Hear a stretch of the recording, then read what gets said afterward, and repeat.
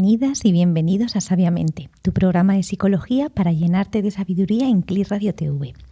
Comenzamos la temporada llenos de alegría e ilusión, un curso entero para haceros llegar a nuestros queridos y nuestras queridas oyentes lo más actual, lo más innovador y lo más profundo sobre la psicología.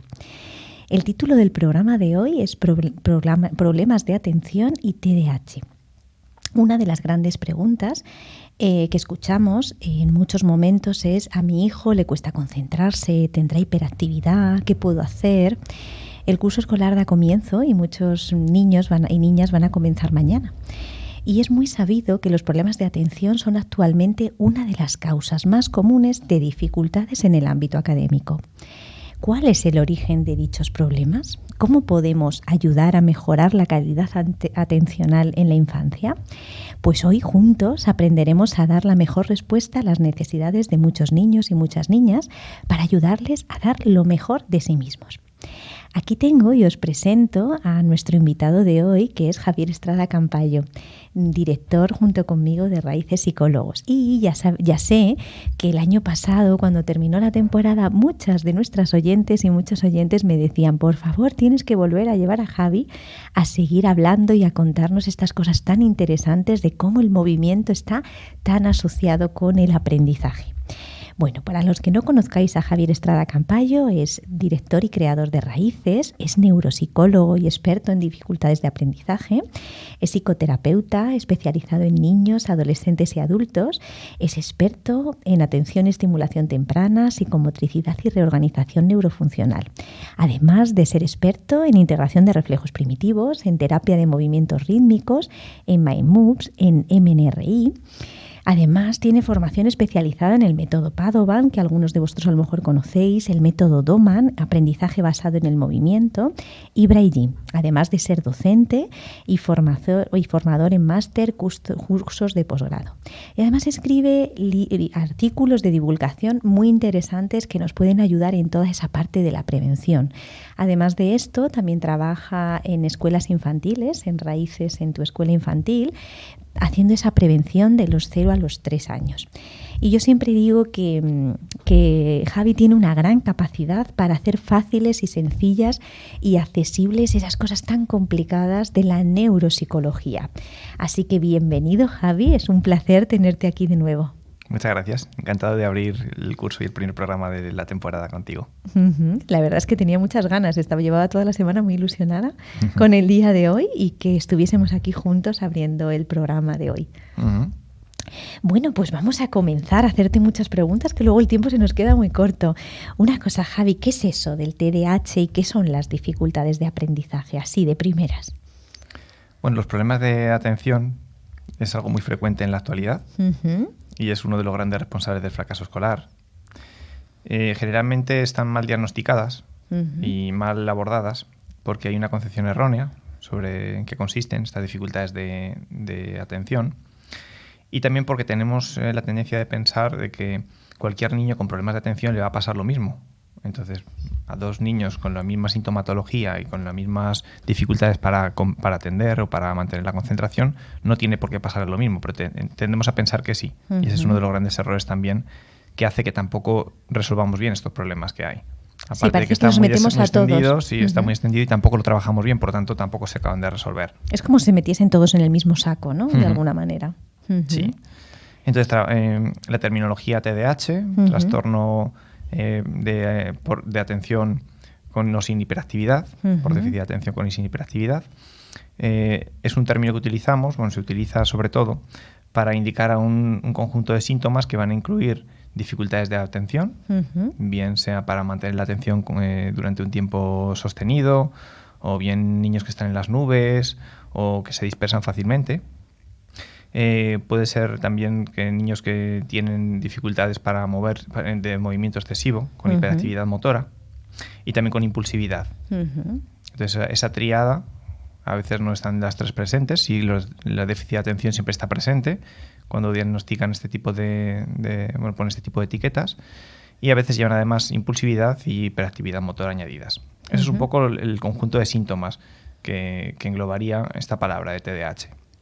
Lo que pasa es que tenemos que tener en cuenta que la atención o el mantener una atención determinada o el controlar nuestro cuerpo o el controlar nuestros impulsos no son habilidades que tengamos desde el nacimiento. No venimos de serie con ellas. Necesitamos aprender a desarrollar la capacidad de atención, la capacidad de control corporal y la capacidad de controlar los impulsos. Entonces, como deben madurar con el paso del tiempo, no cualquier niño que tenga estas dificultades tiene que hacernos saltar las alarmas de pensar que le pasa algo grave, que tiene un trastorno de este tipo, porque puede que simplemente no haya madurado estas capacidades que normalmente tiene que ir madurando con el paso del tiempo. Esa es una de las cosas. En segundo lugar, también tenemos que tener en cuenta que todas estas funciones, las funciones de atención, son funciones muy interdependientes de un montón de estructuras de nuestro sistema nervioso. Están conectadas a muchas partes del cerebro. Entonces, cualquier pequeño factor que altere o que desorganice nuestro sistema nervioso a cualquier nivel, ya sea algo físico, emocional, mental, cualquier cosa que haga que nuestro sistema nervioso se estrese, se descoordine o se altere un poquito, va a tener repercusión sobre la atención. La atención va a sufrir las consecuencias de otra falta de procesos que funcionen adecuadamente, una falta de orden en otras estructuras. Por lo tanto, podremos decir eso, que la atención, cuando hay un problema de atención, no siempre el problema está en la atención en sí misma. De hecho, es la menor parte de las veces cuando esto sucede. Son muy pocos los casos de niños con problemas de atención que de verdad tienen dañada la atención y que hay que trabajar la atención pura y dura. La mayor parte de niños tienen otros problemas.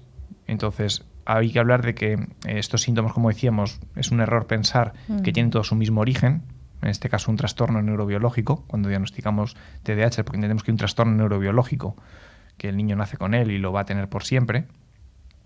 Y en cambio, pues habría que considerarlo más como un trastorno, los problemas de atención como un trastorno multicausal, con un origen multicausal.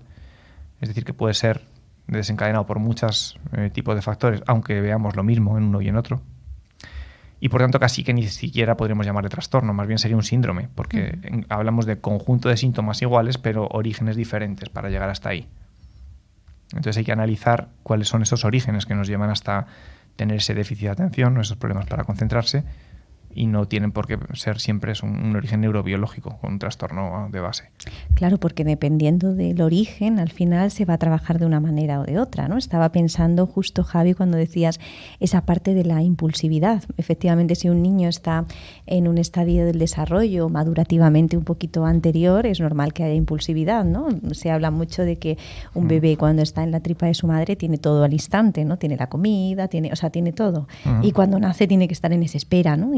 Y todo eso tiene un proceso de aprendizaje. Cuanto más pequeñitos son los niños, menos tenemos ese recorrido, ¿no? De que vayan esperando y que vayan controlando esa parte de la impulsividad y luego se va como alargando.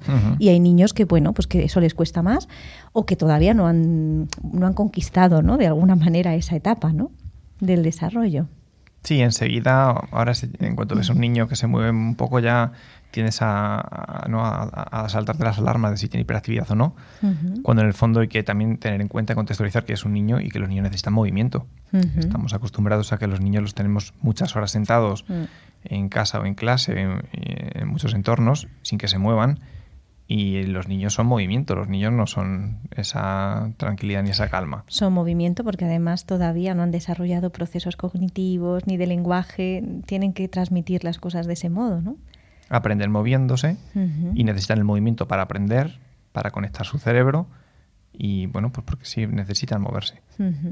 Claro, yo me imagino que también venimos de épocas en las que los niños se les transmitía de alguna manera mucho esa parte de estarse quietos, ¿no? Y ser como muy adultos. Entonces ahora de repente cuando los niños, ¿no?, se mueven, también mucha gente pues dice, es que pues cuando éramos pequeños nosotros no nos movíamos y no pasaba nada, ¿no? También esto se expresa mucho. Cuando, bueno, creo que sí que pasaba, ¿no? O sea, creo que en muchos momentos vemos a los niños de hoy cómo se desarrollan muchísimo más rápido, ¿no? Tienen procesos internos que decimos, madre mía, ¿no? Esto en otra época al final vamos a tener que cambiar los test de desarrollo porque empiezan a hacer las cosas mucho antes, ¿no? Esto lo decimos los psicólogos. Y eso seguramente venga de que somos más capaces, ¿no?, de poder ver con una mayor amplitud qué es lo que está pasando, ¿no?, en los niños y qué es lo que necesita efectivamente un niño. Y Javi, ¿qué es eso de la atención entonces? Bueno, la atención Es un proceso cognitivo superior, como estamos diciendo. Es un proceso muy complejo y que está dirigido por la parte más evolucionada de nuestro cerebro, por la parte del córtex prefrontal, que es la última en desarrollarse. Por eso decíamos también que la maduración de esa zona va a llegar la más tarde de todo el cerebro. Es lógico pensar que en algún momento del desarrollo los niños no tengan un buen nivel de atención y que hay que trabajarlo para que lo tengan. No va a aparecer por sí solo. No, el paso del tiempo no hace que las cosas maduren. Es lo que hacemos durante ese paso del tiempo.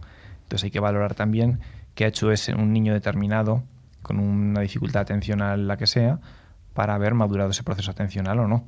Eso es un factor a tener en cuenta. Entonces, es una maquinaria, la atención es como dentro de una maquinaria muy, muy precisa y muy grande, es una pequeña estructura, una pequeña engranaje que está al final del todo y que depende de todos los demás. Es decir, si el resto de engranajes no funcionan bien, ese engranaje no se va a mover porque no le pueden transmitir el movimiento a ese engranaje final. Por lo tanto, pues si esa pieza no da el resultado que tiene que dar, no tenemos siempre que pensar que la pieza es la que está mal. Puede venir por todos los engranajes con los que están asociados anteriormente. Puede que la pieza esté bien, pero esté oxidada, es decir, que no haya madurado del todo. Pero no es que tenga un problema la pieza, funciona, pero hay que engrasarla un poquito, hay que madurarla. Puede que esté perfectamente, esté madura, pero que a lo mejor las estructuras anteriores que tienen que transmitir el movimiento a esa pieza no funcionen y nos encontremos un fallo en otra parte de nuestro cerebro, de nuestro sistema nervioso, y eso va a repercutir, como decimos, automáticamente en un proceso atencional. O puede simplemente que no haya energía en el sistema para mover la maquinaria y entonces si no tenemos esa energía que mueva el sistema, pues tampoco vamos a activar la atención. De hecho nos pasa mucho eso, ¿no? Cuando realmente estamos muy cansados o tenemos mucho estrés, como nos cuesta mucho estar atentos, ¿no? Es como tenemos que tener mucho cuidado porque la atención tiene como un tiempo, ¿no? También, y no podemos estar a muchos estímulos, nos cansamos, ¿no? El ser humano se cansa. Sí, hay que cuidarlo también. Entonces es un proceso cognitivo superior que hay que tener en cuenta, que depende de muchas cosas y no simplificar todo y en cuanto vemos un problema de atención dar por hecho que está mal la atención. Hay que valorar todo un conjunto de cosas mucho más profundo y en un espectro muy amplio de parámetros para poder de verdad dictaminar qué está pasando ahí y cómo solucionarlo, porque si no vamos a solucionarlo mal. Y hay una cosa, Javi, que has empezado a transmitir, ¿no? Y es algo como muy importante también para nosotros poder transmitir esa importancia de que es un síndrome multicausal, ¿no? Que requiere un abordaje al final muy personalizado. ¿Puedes hablarnos un poquito más de esto? Sí, como decíamos, la atención, un problema de atención puede tener un origen de muchos ámbitos, puede venir de muchos lugares. Tenemos que evaluar correctamente qué es lo que sucede ahí. Y normalmente lo que se suele hacer cuando un niño tiene problemas de atención que se detectan en casa o en el colegio es pasarle alguna prueba o un test que evalúa la atención. Entonces, malamente, entonces. Claro, sabemos que ese niño tiene dificultades de atención y lo que hago es pasarle una prueba para corroborar lo que ya sé. Sí. Es decir, va a medir lo que yo ya he visto que no está bien. Entonces, veo que un niño tiene dificultades de atención, le paso pruebas que miden atención, corroboro que tiene mala atención, pero sigo sin saber de dónde viene esa mala atención. Y el problema está que la evaluación, la mayor parte de las veces se termina ahí. Evalúa que tiene mala atención, corrobora lo que todo el mundo ya sabía, lo que sabían los padres y sabían los profesores, con lo cual como ponerle otro nombre, casi no le dicen nada nuevo, le ponen un nombre a lo que todo el mundo ya sabía.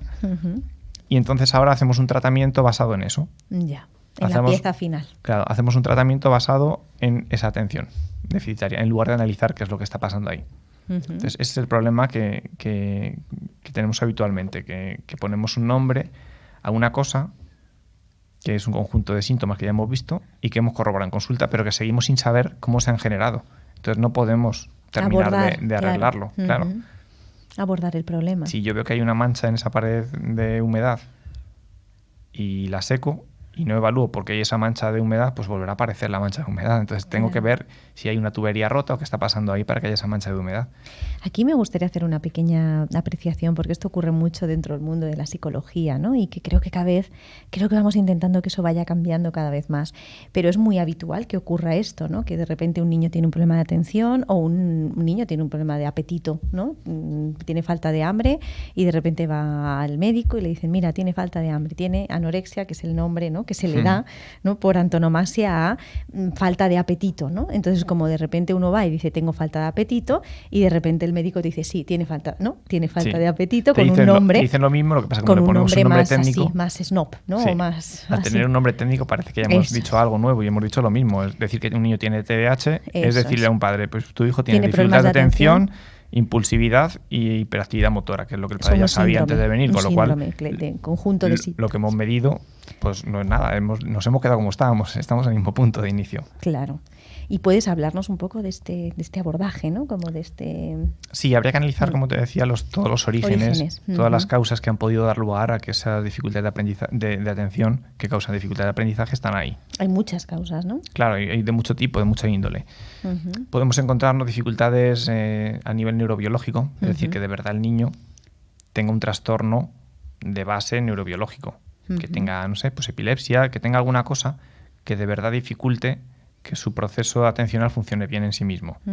O un TDAH entendido como tal, de decir, pues si es un niño que nace con una dificultad expresa para la atención desde que nace. Y medimos biológicamente y lo podemos verificar. Pero es muy poco el porcentaje de niños que tienen dificultades por ese motivo, por un motivo más neurobiológico. Nos encontramos también orígenes ambientales. Entonces, el entorno en el que un niño vive, en el que se mueve, si toma o no toma medicamentos. Bueno, hay niños que toman medicamentos por determinadas, cosas, a lo mejor, por determinadas patologías que eso interfiere en sus procesos atencionales, y muchas veces no se tiene en cuenta que eso está sucediendo. Entonces hay factores ambientales que tenemos que también tener en cuenta y medir qué está pasando con ellos.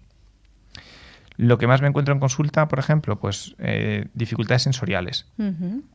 Cuando un niño tiene dificultades, por ejemplo, de visión o de audición, porque ve mal, porque tiene dioptrías, porque no tiene una buena visión de convergencia, porque tiene ambliopía o por cualquier otro motivo. Sí, no tiene por qué ser dioptría, sino a lo mejor problemas visuales más profundos que no son fáciles de detectar, ¿no? En un simplemente no ve bien. Entonces, si un niño no ve bien, la entrada de información que está recibiendo por esa vía es incorrecta. Por lo tanto, cómo va a estructurar su sistema nervioso en base a esa información ya va a ser incorrecto. Claro, más compleja. A nivel auditivo pasa lo mismo. Si es un niño que no oye bien, no porque tenga sordera o porque tenga pérdida de audición como tal en cuanto a decibelios en un oído, sino porque hay niños que tienen una descoordinación entre un oído y otro. Entonces, lo que un oído oye y lo que oye otro oído les cuesta fusionarlo para dar un sonido en estéreo en su cerebro. A veces tienen dificultades para captar los graves o los agudos de las frecuencias que capta su cerebro. Entonces, esa información auditiva que capta también está en déficit. Cualquier información externa que captemos, si ese estímulo entra distorsionado, pues igual lo que voy a construir dentro de mí va a estar distorsionado. Entonces, mi sistema atencional no se puede establecer bien porque mi sistema nervioso no se puede organizar correctamente. Es muy bonito esto que dices, porque yo me encontré una vez un caso que atendí, que además lo hablé contigo, que era un caso en el que le costó, o sea, cuando llegaba la información auditiva, esta niña repetía las palabras que le llegaban, y era como si le estuviese costando que le llegase la información, como si tuviese un problema auditivo y ella misma se tuviese que repetir, ¿no?, la información. Y era muy curioso porque tanto en el colegio como en casa, la demanda era, creemos que tiene un problema de atención, ¿no? Y claro, realmente es que es como si le llegase más tarde la información, era como tardaba en llegar, ¿no?, esa información. Entonces, al parecer que tarda, pues ese retardo puede parecer que no está atento en ese momento, ¿no? Claro, desde que yo escucho un sonido hasta que lo mando al cerebro para que lo procese e interprete ese sonido, ahí hay un impasse que a veces se pierde unos segundos y el niño se pierde la información porque se le solapa una con la otra. Al final, cuando llega la siguiente información, está llegando la anterior y se descoordina. Entonces, cualquier dificultad de entrada de información a nivel sensorial va a organizar mal nuestro sistema nervioso y entonces va a hacer que demos una mala respuesta. Y como decíamos que el sistema nervioso vertebra toda la atención, pues cualquier fallo en el sistema nervioso en cualquier punto va a haber un problema en la atención. Nos lo vamos a encontrar en la atención. O sea, que son problemas ambientales, problemas biológicos, problemas sensoriales. En cuanto a una entrada deficitaria por cualquiera de los sentidos, pero también puede ser porque tengamos una hipersensibilidad estimular. Es decir, que yo cuando escucho un sonido lo escucho multiplicado por los decibelios que tiene. Lo escucho mucho más alto de lo que es. o cuando hay un grado de luminosidad determinado, mi ojo le parece que es más luminosidad de la que hay. Es como que a veces nuestros sentidos, están muy sensibles, por determinadas ¿no? razones, sí, se agudizan y los umbrales bajan. Y al bajar los umbrales, pues capto todo, me cuesta filtrar estímulos, y si yo bombardeo mi cerebro de información sin filtrar ninguna, mi cerebro llega a un punto que se satura y no puede atender bien porque hemos saturado la atención. Hay una saturación, claro. O la hemos irritado también, porque es un estrés el recibir constantemente estimulación sin parar. Entonces muchas veces también, a veces hay una mala entrada de información y a veces simplemente es una hipersensibilidad de los umbrales sensoriales por uno u otro canal o por varios a la vez, y entonces eso hace también que la información pues se pierda por el camino y al final tengamos un problema de atención. Nos podemos encontrar también dificultades a nivel neuromotor. Es decir, cómo nuestro cerebro, al establecer conexiones de un lado a otro y construir determinadas rutas en el cerebro que nos lleven de un punto a otro, algunas de esas rutas no se maduran lo suficiente, quedan inmaduras. Esa inmadurez en determinadas estructuras o determinadas rutas de nuestro cerebro va a hacer que la información también se organice mal y no nos desarrollemos bien. Por ejemplo, hay una estructura del cerebro que son los ganglios basales. Los ganglios basales son los encargados también de inhibir un impulso. Si yo de repente ahora tengo ganas de levantarme, pues los ganglios basales me ayudan a inhibir mis ganas de levantarme, paralizan ese impulso y no me levanto. Pero un niño que no haya madurado los ganglios basales, por ejemplo, convenientemente, cuando le llegue el impulso de querer levantarse o cuando le llegue el impulso de decir algo, no puede frenarlo porque no tiene esa señal inhibitoria desde su cerebro. Hay una falta de maduración para que luche contra ese otro impulso. Claro, y si no se trabajase en la madurez de los ganglios basales, el problema seguiría existiendo. Exacto. Y va a persistir, no porque el niño haya a lo mejor nacido con unos ganglios basales deficitarios, sino porque quizá no ha hecho lo que tenía que hacer para madurar lo suficiente. Sí, o los ejercicios madurativos que llevarían a madurar, ¿no?, los ganglios basales. Claro, entonces todas las estructuras cerebrales maduran, como hemos dicho muchas veces, a través del movimiento. Si un niño no realiza los movimientos adecuados en edades tempranas, en las edades en las que tiene que madurar esas estructuras cerebrales, puede que la estructura no madure, pero no porque el niño tuviera un trastorno de base, sino porque el niño no ha hecho lo que necesitaba hacer para entrenar su cerebro y desarrollarlo convenientemente y que madure. Entonces, ese es otro de los factores que tenemos que tener en cuenta, que a nivel neuromotor, es decir, que si nosotros vemos un niño lo que pasa en su cuerpo, a nivel motor entendemos que en el cerebro está pasando algo similar. Si un niño tiene una dificultad para inhibir un movimiento, pues va a tener dificultades para controlar un pensamiento, va a tener dificultades para paralizar una cadena de pensamiento de lo que va a hacer el fin de semana. Y entonces eso solapa con lo que estamos haciendo ahora e interfiere. Eso se puede también medir en función de respuestas que da el cuerpo del niño y podemos entender qué puede pasar a nivel interno y qué estructuras están inmaduras para trabajarlas, también con movimientos. Y luego nos encontramos también dificultades emocionales. Entonces, cuando una persona, estamos hablando de niños, pero en realidad, si yo, por ejemplo, ahora estoy preocupado porque me acaban de despedir del trabajo y no tengo dinero para pagar la hipoteca, pues me empiezan a contar lo que sea en una clase y no me voy a enterar, porque mi cerebro no está allí. Tengo una preocupación mayor que la clase que me están contando porque ahora mi mente está como pago la hipoteca. Entonces, eso le pasa también a los niños. Si tienen cualquier tipo de preocupación o cualquier tipo de dificultad emocional, su atención va a eso, que hace que estén mal, a lo más importante.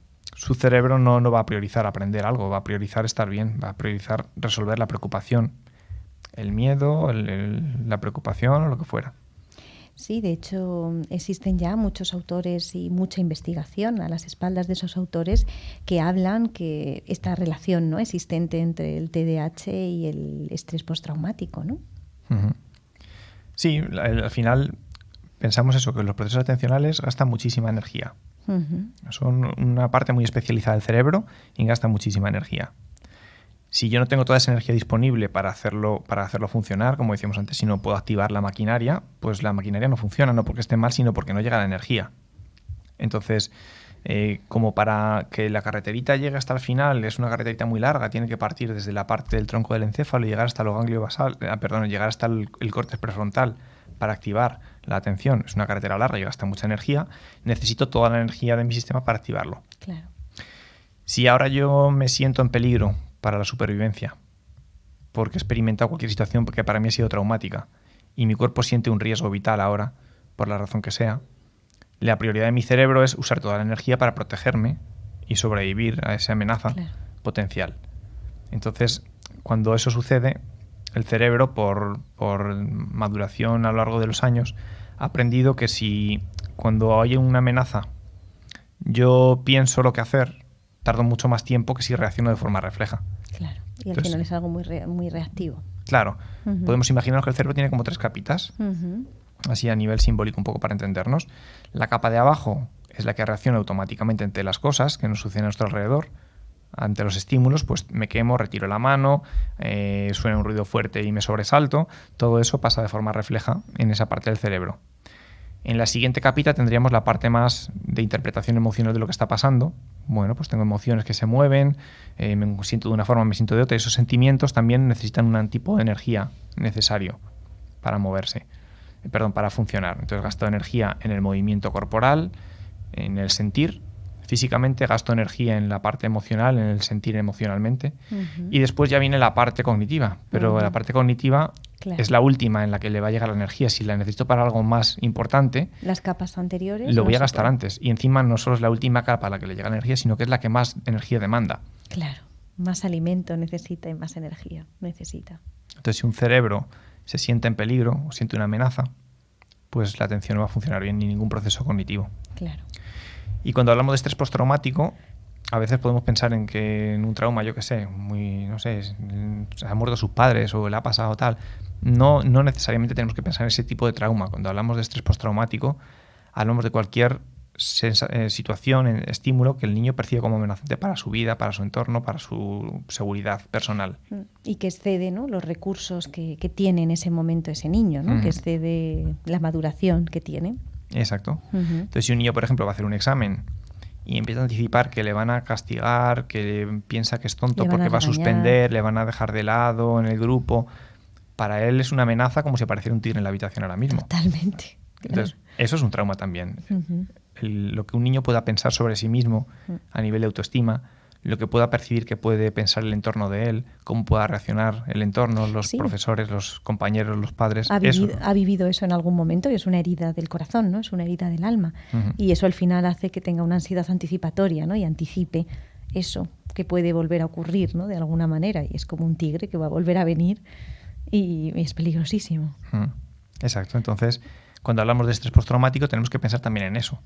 No solo en las historias difíciles y fuera de lo común que haya podido vivir un niño, sino en cosas que aparentemente son cotidianas, pero que le han dejado una huella y que esa huella se produce una y otra vez, se activa una y otra vez y la herida se vuelve a abrir y entonces aparece otra vez ese miedo o aparece esa sensación de estar en peligro y su cuerpo reacciona priorizando la energía para ahorrar esos milisegundos de actuar de forma refleja en lugar de pensada y va a cancelar todos los procesos cognitivos que no piensa que no van a ser suficientes ni necesarios en este momento. Y hay una cosa como muy interesante, porque muchos niños que tienen problemas de atención, pero sin embargo en los videojuegos, en las pantallas, en la televisión, parece que utilizan su atención perfectamente, ¿no? Parece como algo contradictorio. Cuéntanos algo de esto para iluminar un poco a nuestros oyentes. Bueno, la atención, como hemos dicho, es un proceso cognitivo activo. Entonces, debemos construir y activar conscientemente. Tenemos, para poder atender algo, de todos los estímulos del entorno, decidir cuáles son los importantes para mí, dónde quiero poner mi foco, mi luz, y cuáles quiero dejar fuera de ese foco. Entonces voy a inhibir una serie de estímulos del entorno, lo voy a dejar de percibirlos durante un rato y voy a centrarme en percibir solo otros. Eso es lo que consiste la atención. Y entonces eso que voy yo experimentando, ese foco que yo pongo atencional, esos estímulos, una parte de mi cerebro lo siente, la corteza sensorial, visual, por donde entra la información, pero luego lo tengo que proyectar sobre esa parte prefrontal que decíamos, como si fuera una pantalla de cine. Entonces yo proyecto de todo eso. Siento, escucho cosas, veo cosas, eso genera en mí un pensamiento, lo pienso, lo visualizo, lo memorizo de una forma determinada, lo proyectándolo sobre esa pantalla, vuelvo a sentir, escuchar, vuelvo a proyectarlo. Es un poco lo que haríamos cuando activamos la atención. Entonces es un proceso muy activo. A veces un niño no sabe hacer eso. No sabe filtrar los estímulos del entorno, no sabe cuál es más importante, cuál es menos importante. Entonces le cuesta poner el foco sobre una cosa u otra porque todo le parece relevante. La estimulación que producen las pantallas es una estimulación muy intensa en cuanto a luces, movimiento. Que te atrapa, ¿no? Sí, colores. Entonces, esa estimulación tan intensa, sin que tú quieras poner el foco o atención sobre ella, te atrapa la atención. Por esa intensidad tan alta que tiene. Adquieren ya las pantallas, por sus características, ese estatus de estímulo más relevante del entorno. Y eso hace también que atrape, como dices, la atención de forma pasiva, no activa. Claro. Y es como un secuestro atencional. Las no es realmente atención. Han secuestrado mi atención, pero yo no he decidido activamente poner mi atención sobre ello. Me lo han captado, quiera o no. Entonces nos hace entrar en un estado hipnótico que incluso modifica nuestras ondas cerebrales. Va a cambiar.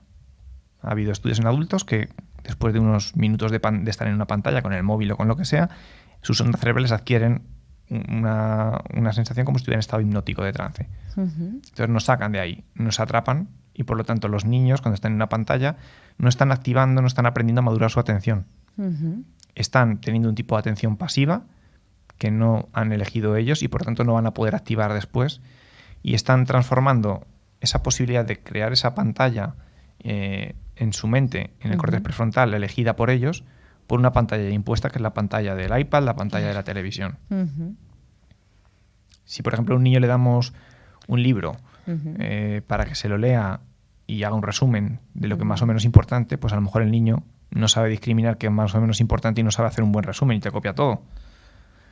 Pero si a ese mismo niño le damos un libro con determinados párrafos con la letra más grande, en negrita y subrayados en fosforito, pues claro, el niño abre el libro, ve esos párrafos en amarillo y le llama la atención eso. Claro. Copia eso y haría un buen resumen, pero no hace un buen resumen porque él haya aprendido a hacerlo. Hace un buen resumen porque es un estímulo que resalta demasiado. En cuanto le vuelva a dar un libro otra vez sin ese tipo de características, no sabe hacer el resumen. Claro. Entonces eso pasaría con la atención en las nuevas tecnologías.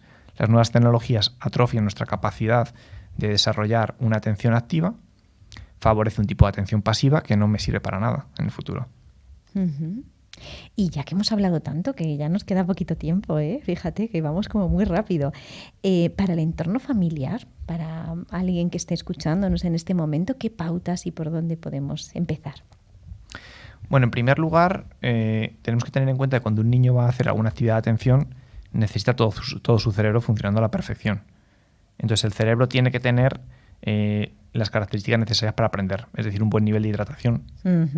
Muchos niños no beben el agua suficiente y su cerebro no está hidratado del todo. Y cuando la deshidratación baja un 1% en nuestro cuerpo, automáticamente toda la concentración y la capacidad de memorización caen en picado un 15 o un 10%. Sí, es que en realidad nuestras sinergias, ¿no? del cuerpo y las conexiones neuronales funcionan a través de agua, ¿no? Es como son impulsos eléctricos y los impulsos eléctricos funcionan por agua, ¿no? Exacto.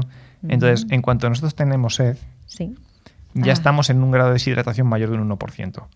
Y a partir del 1%, nuestro sistema de atención y de memorización cae en picado. Por lo tanto, si nos aseguramos que un niño aprende a beber un poquito cantidades pequeñitas de agua, no hace falta que sea un vaso, puede ser un sorbito de un vaso, de forma regular hasta que él aprenda a identificar cuando tiene esa necesidad anterior a la sed, ¿no? de deshidratación, anterior a la sed en la boca, de que ya se me ha quedado seca.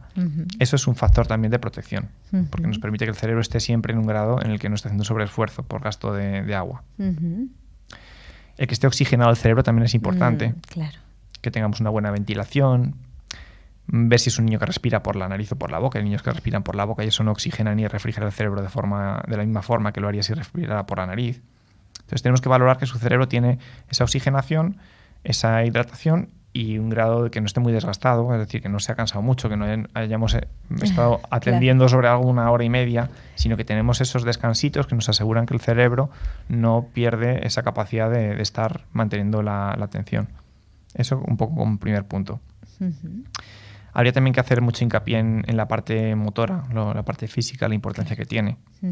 Porque el movimiento, decíamos, desarrolla las conexiones, pero no solo también eso, sino que también el movimiento genera neurotrofina, que son las proteínas responsables de que toda la unidad cuerpo-mente disponga de las neuronas necesarias y activas y efectivas en un momento dado. Entonces, cuando un niño se mueve, genera su sistema, predispone su sistema para funcionar mucho mejor a continuación. A todos los niveles, pero bueno, específicamente en el tema de la atención.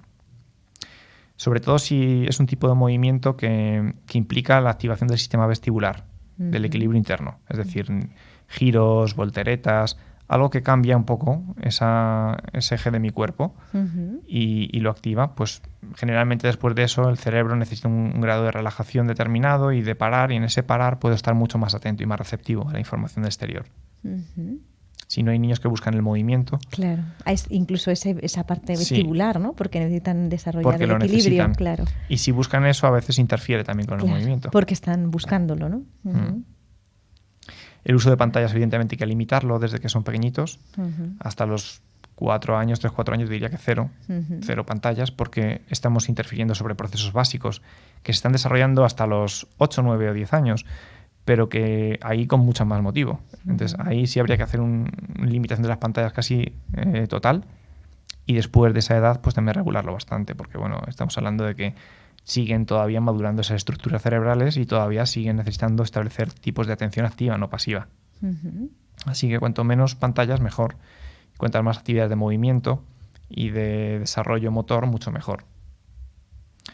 También para ayudarles a desarrollar la atención, por ejemplo, a los niños pequeñitos, es interesante que en lugar de pasar directamente a contarles un cuento con un soporte físico en el que le vayamos enseñando lo que va, los dibujos y lo que vamos contándole, le hagamos unas narraciones de esos cuentos de forma sin soporte físico, es decir, contado, verbalizado, gestualizado con nuestra cara. Un poco sería para que no haya ese secuestro, ¿no? de estímulos. Para que el niño, claro, pueda centrar toda su atención en mi mirada, en mi voz, en lo que le estoy contando y en la interacción que establecemos ambos, y pueda además visualizar sobre esa pantalla, que decíamos el corte prefrontal, imaginarse lo que yo le estoy contando y proyectarlo sobre esa pantalla, para enseñarle a hacer esa proyección de toda esa estimulación que le debo ir dando. Si yo le doy un dibujo de entrada, ya lo ve, no tiene que imaginarse cómo va a ser ese personaje porque lo está viendo. Entonces, no hace esa labor de proyectar sobre esa pantalla la información. Sí, o ese proceso más complejo, ¿no? También es un proceso muy complejo de imaginarse algo. Entonces, esos son también, antes de pasar a soporte físico, pues es interesante que hagamos eso, o por lo menos de forma simultánea, pero que tengamos en cuenta que solo el soporte físico nos deja ahí sin esa parte de proyección de los niños, de construcción de su propia atención. Por supuesto que un entorno libre de estrés y amenazas, fundamental, no ya explícitas, sino implícitas, pues las malas caras ante un resultado académico o los juicios de valor o expectativas a veces exacerbadas sobre un niño, a dónde tiene que llegar, a dónde yo creo que tiene que llegar, que no se ajustan a su capacidad real o a su momento actual. Todo eso genera un estrés en el sistema. Y un niño con estrés, hemos hablado de que va a activar su amígdala, esa parte de su cerebro que va a echar el cierre de las escaleras que acceden a la parte superior de mi cerebro y no me permite ya llegar a todos los mecanismos de atención, comprensión, razonamiento, etcétera. Bueno, tenemos muchas pistas, ¿eh? ¿Alguna más? ¿Alguna pista más que pudiéramos aportar? Bueno, más que pistas también hablaría un poco del tratamiento. Sí. Es importante, como hemos dicho, evitar pensar ese pensamiento simplista de que a todos los niños les pasa lo mismo por el mismo motivo y trabajar en las dificultades de atención de un único motivo, que en este caso generalmente es el farmacológico. O si es una terapia combinada, generalmente es demasiado cognitivo y es como trabajar atención, ficha de atención. Trabajar ficha de atención no ayuda mucho. Ayudaría a lo mejor un poco como remate final de haber trabajado otras cosas antes, pero solo como trabajar esa parte no serviría de mucho. Y lo farmacológico, en la mayor parte de las veces, es incluso perjudicial, porque al final el fármaco por supuesto que nos hace estar más atentos, es un psicoestimulante, activa nuestros procesos de atención, obviamente, pero lo activa algo externo, lo activa una muleta exterior. Yo no aprendo a hacerlo.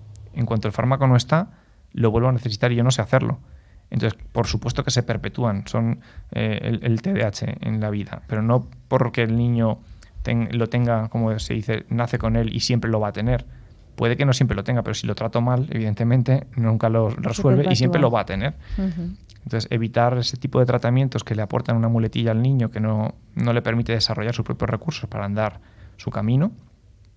Y sobre todo, bueno, en el caso de los fármacos, además, lo que hace es, sí, por un lado activa procesos de atención, le da mucha energía, pero por otro lado duerme otros, desactiva unas partes del cerebro, como decíamos antes, ¿no? El niño tiene un impulso, él no sabe frenar ese impulso porque no tiene esa capacidad de los ganglios basales de frenar el impulso, y ahora con la medicación los ganglios basales ese impulso inicial ya no está. Como ya no está, los ganglios basales, aunque no funcionen bien, no tienen que inhibir nada porque no está ese impulso. Pero claro, estamos además de apagando eso, apagando otras áreas que tienen que madurar. Y si yo apago áreas que tienen que madurar, el cerebro no madura suficiente y sigue también en déficit. Así que hay que hacer tratamientos un poco diferentes y basados en los orígenes que dan lugar a todo esto. Hablando un poquito de todo esto y como ya vamos a cerrar un poco este espacio, desde Raíces trabajamos mucho desde la parte de la coherencia cardíaca, que a lo mejor nos quieres contar algo, porque justo además tenemos un curso el primer fin de semana de octubre. Y bueno, y cómo es esto, ¿no? Bueno, desde otros tratamientos como más profundos, ¿no? A lo mejor quieres contar algo sobre esto. Sí, en Raíces trabajamos mucho también con las técnicas de coherencia cardíaca, como un complemento a terapias corporales, otro tipo de terapias que aplicamos, en la cual, bueno, consiste en que entrenamos a la persona a autorregularse a través de unas técnicas de respiración guiada, visualización guiada, focalización corporal. Le damos unas pequeñas herramientas para que consiga estabilizar su sistema, lo que se llama entrar en un estado de coherencia, y tenemos unos aparatitos de biofeedback que nos permiten medir cómo va modificando con lo que va haciendo su nivel de autorregulación o su nivel de coherencia interna. Entonces la persona aprende a través de ejercitar esas actividades mientras ve en la pantallita cómo va resultando esos cambios en su interior, entonces aprende qué tiene que hacer para regularse.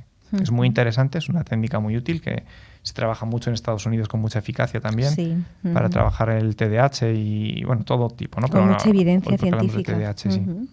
Y sí, tenemos un curso muy interesante en octubre que para profesionales, para que aprendan a manejar estos aparatos también. Y... Sí, justo viene, de hecho, el trainer nacional, Pablo Pérez, y es el primer fin de semana de octubre, que bueno, para profesionales de la salud creo que es muy interesante, ¿no? Esto como parte. Y bueno, y todos los tratamientos así más profundos neuropsicológicos que haces tú. Y además para las familias, para que puedan tener un poco más de información, que siempre se nos queda corto, os invitamos a visitar el blog de Raíces para leer alguno de los artículos de Javier Estrada Campayo. Hay uno sobre técnicas de coherencia, que es rumbo al bienestar, que es muy interesante. Hay otro artículo muy interesante que se llama Mover el cuerpo para estimular la inteligencia y el aprendizaje, y son ambos escritos por Javier Estrada Campayo. Y bueno, y también poder mirar el servicio de neuropsicopedagogía, el de evaluación e intervención psicoeducativa en dificultades de aprendizaje. Así que es coordinado también por Javier. Así que, bueno, eso es un poco... Todo lo que es abrir un poquito la mente ante las cosas para valorar los demás ámbitos mucho mejor, y cuantas más herramientas tengamos para ayudar a los niños, mejor. Bueno, yo creo que ha quedado muy claro. Ahora vamos a comprobar cuánto de claro ha quedado todo esto, porque tenemos aquí a Bhagavatu, que bueno, que está ya ahí en la pantalla. Vemos que tenemos a Pedro. Empieza nuestra sección de Bhagavatu dando su nota en este comienzo de temporada. Vamos a ver si todo lo que hemos hablado ha sido tan concreto. Ahora lo vamos a descubrir. Hola, Pedro, no sé si nos oyes. Hola, Pedro. Ay, no te oímos todavía, creo que estás en mute, a ver. A ver, ahora. Si yo estoy. ¿Ahí me oís? Ahí sí, ahora sí. Hola, qué alegría verte. Qué alegría, qué maravilla. Estamos de vuelta en las ondas. Estamos de vuelta, efectivamente, felices de esta temporada.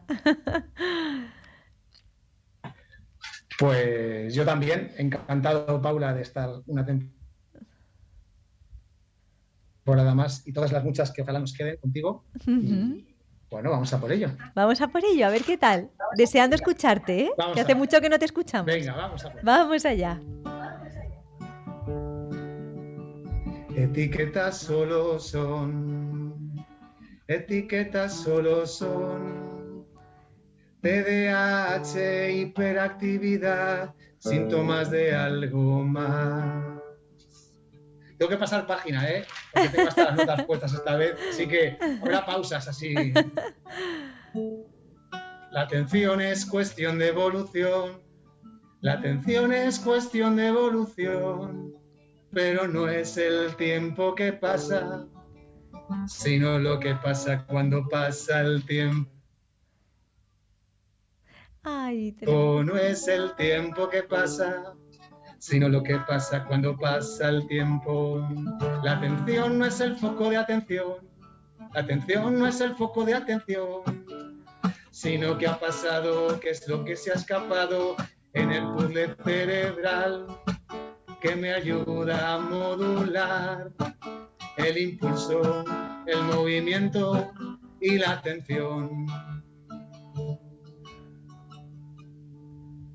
Busquemos el origen, busquemos el proceso, ¿Es la vista, es la emoción o algo que el cerebro no aprendió? ¿Dónde pongo mi energía? ¿Dónde pongo mi energía? Es la huella de un dolor que estrese después, es aquello que se queda en mi atención. Esa última parte la voy a repetir. Venga. ¿Dónde pongo mi energía? ¿Dónde pongo mi energía? Es la huella de un dolor, el estrés de después, que es aquello que se queda en mi atención. ¡Wow! ¡Bravo! ¡Qué bien! ¡Precioso! ¡Qué bonito! Todo aglutinado, ¿eh, Javi? ¿Qué te parece? Sí, veo que has estado muy atento hoy, Pedro, haciéndonos el programa. Bueno, es que la música es tiene muchos efectos a nivel de atención, ¿eh? La música es todo un apoyo. Sí. Totalmente, sí. Sí, además todo el ritmo, más. Claro, sí. Bueno, precioso. Bueno, ya sabéis que para seguir disfrutando de Pedro, de Bagabatú y del Hilo de las Emociones, podéis seguirle en www.elhilodelasemociones.com y en su Facebook y en Instagram. Y nada, que ya tengo que hablaros del siguiente programa. Nuestro siguiente programa, el próximo lunes, estará dedicado y hablaremos de los puentes de comunicación que se van a establecer entre familia y escuela y cómo podemos mejorar la comunicación en esta dirección para que nuestros niños, nuestros hijos y nuestras hijas se sientan acompañados como necesitan. Para ello contaremos con la presencia de Tamara Rosón, una madre con unas increíbles habilidades comunicativas, con una larga experiencia en este cometido, y aprenderemos sobre esa comunicación eficaz que es tan importante para muchos ámbitos de nuestra vida, no solo para relacionarnos con la escuela. Y nada, y desde Raíces, como siempre, queremos seguir acompañándote en las redes sociales, en Facebook, en Instagram y en nuestra web www.raicespsicólogos.com. Bueno, pues muchas gracias, Javier, por darnos tanta luz, iluminarnos tanto en esta experiencia de la atención de hoy. Ha sido todo un placer. Encantado, para mí también lo ha sido. Y bueno, muchísimas gracias a Pedro por venir con esta energía y con esta música tan bonita, a iluminarnos con su música. Gracias, Paula. Y muchísimas gracias a Javier Sandoval por estar ahí al otro lado y hacer posible que todo esto sea tan bonito. Así que nada, que nos vemos el próximo lunes a las 6 de la tarde en Sabiamente, tu programa de psicología para llenarte de sabiduría.